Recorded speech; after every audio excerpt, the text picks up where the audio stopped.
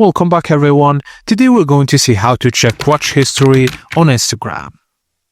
First thing first, you need to go to your profile, open Instagram and tap on your profile picture in the bottom right corner. Now you need to tap the menu located at the top right corner of your profile page, which is the three lines. Select your activity under the How You Use Instagram section.